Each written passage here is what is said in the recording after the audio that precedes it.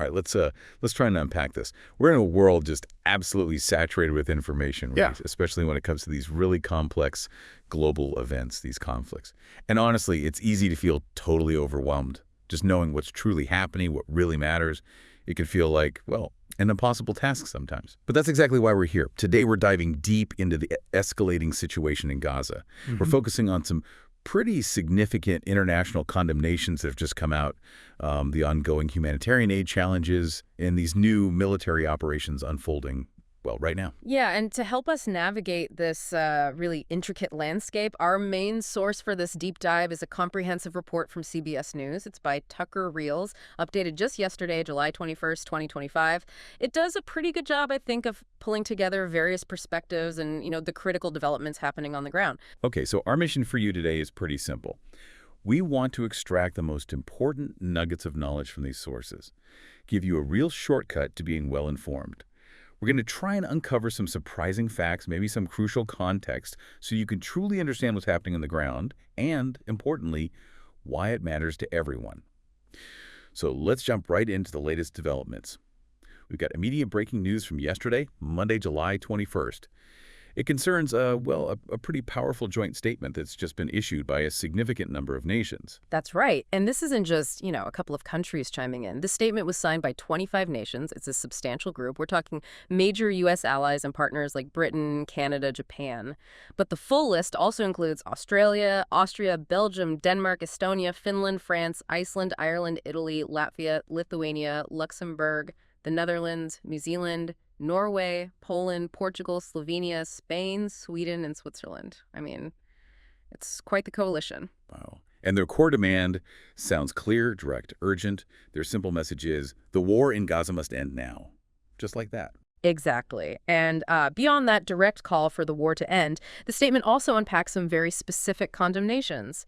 It criticizes Israel's, quote, tightly controlled aid distribution method, and it directly accuses the Israeli government of, quote, drip feeding of aid and the inhumane killing of civilians, including children. That's very strong language. Very strong. And the numbers they cited, they really drive home the urgency, don't they? The statement highlights that over 800 Palestinians have been killed while seeking aid. And what's particularly harrowing is that detail that more than 80 people were killed trying to access emergency food supplies on Sunday alone. Yeah. I mean, that was just July 20th. Yeah, it's horrific. And the nation's critique of Israel's aid delivery model, it goes further. They label it dangerous, fuels instability, and deprives Gazans of human dignity. They state explicitly that, quote, the Israeli government's denial of essential humanitarian assistance to the civilian population is unacceptable, and they urge Israel to comply with international humanitarian law. Now, for many, maybe that phrase international humanitarian law sounds a bit academic, but put simply, it's the set of rules that seeks, to limit the effects of armed conflict for humanitarian reasons. It protects people who aren't, or maybe are no longer, taking part in the fighting, and it restricts how and where warfare is conducted. So the statement is basically saying that, in their view, Israel isn't upholding these fundamental principles in its aid operations. Okay, that's helpful context. And to give everyone listening some essential background for this deep dive, it's really crucial to remember how this all started. This current war in Gaza was sparked by the Hamas-orchestrated terrorist attack on Israel back on October 7, 2023.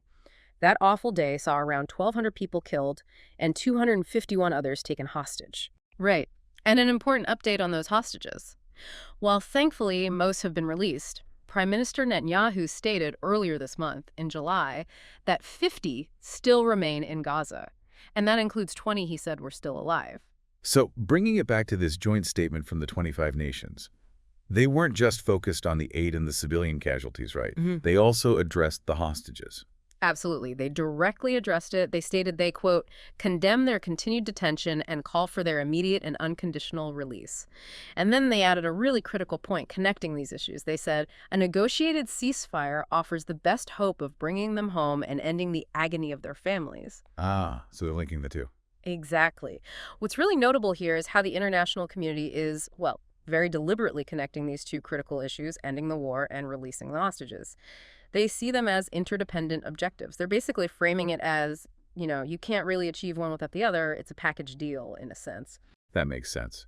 But this brings us to a really fundamental challenge in understanding this whole situation, something our source points out.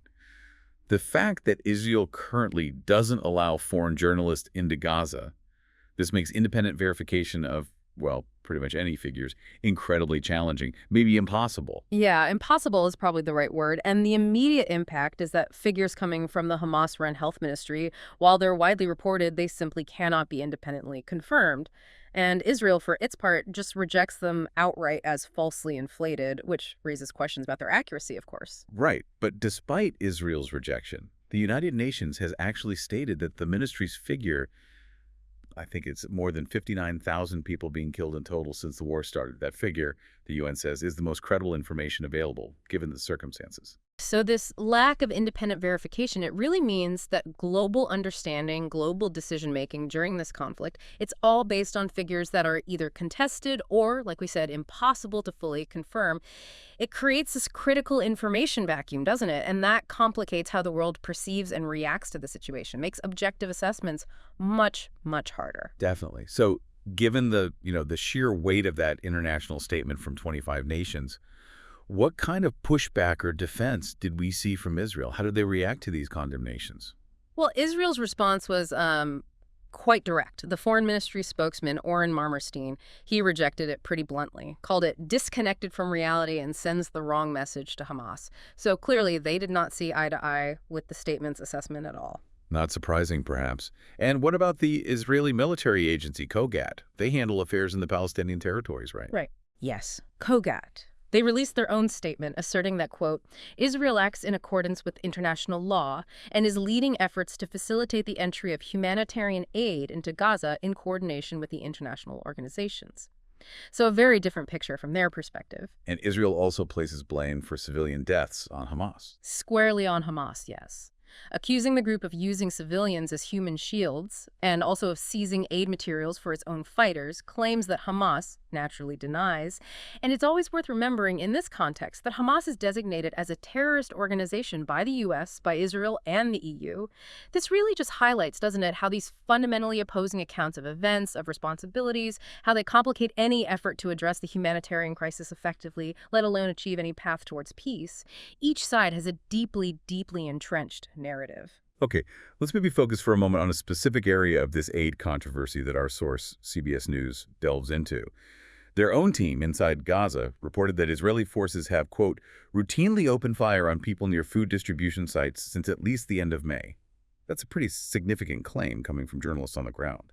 It is. And this brings us to a new and somewhat controversial player in the aid landscape there, the Gaza Humanitarian Foundation, or GHF. This is a U.S. and Israeli-backed organization. They're operating what they call humanitarian hubs inside the enclave. And it's run by Reverend Johnny Moore, who's an evangelical preacher and, interestingly, a former advisor to President Trump. Right. Okay, so important to clarify a key distinction here, though, because the deaths on Sunday, that horrific statistic we mentioned, over 80 people, those happened near a UN World Food Program convoy, not linked to this GHF. Is that correct? That's correct. That's an important distinction. However, Palestinian authorities have made a separate claim. They claim that most of the aid seekers killed by Israeli forces over the last month and a half were trying to access GHF hubs. So that suggests a different but equally concerning potential pattern linked to GHF sites. Okay. And how did Reverend Moore, the GHF director, respond to these reports? Well, he stated that he didn't want to diminish these reports, but he added, quote, we can't control what happens outside our distribution sites. He's also apparently repeatedly called for the UN and its established agencies, the ones with decades of experience, to join the GHF effort. But they haven't joined. Why not? No, they refuse to work with GHF. The established humanitarian agencies, many, like you said, have worked for decades in Gaza. They say GHF forces already displaced Palestinians to trek for miles just to reach its hubs. And they also argue that it, quote, violates basic humanitarian principles like neutrality and independence, which are core to traditional aid work. And there's U.S. financial backing for this GHS too, right? Yes, that's another layer. The Trump administration announced its first public support for the GHF in early July, $30 million in funding. Okay.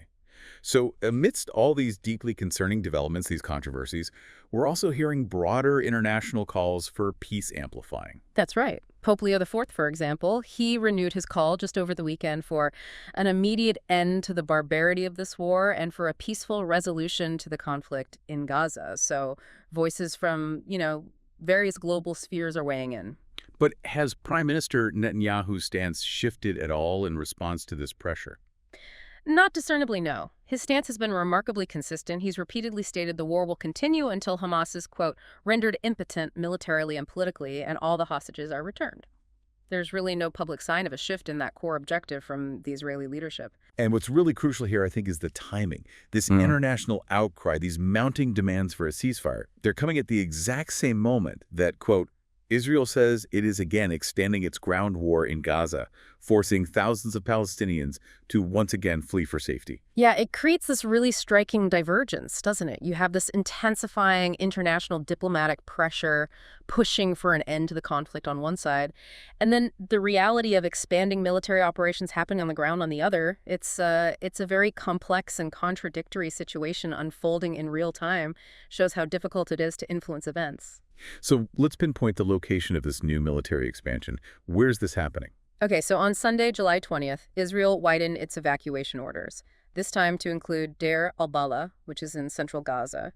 And this is an area that up until now had been, let's say, somewhat less hard hit than other parts of the enclave. Okay, and what did the IDF, the Israel Defense Forces, say about this operation? They issued a warning via an Arabic-language social media post stating they are operating with great force to destroy the enemy's capabilities and terrorist infrastructure in Deir al-Balah, and specifically mentioning, quote, as it expands its activities in this region to operate in an area it has not operated in before.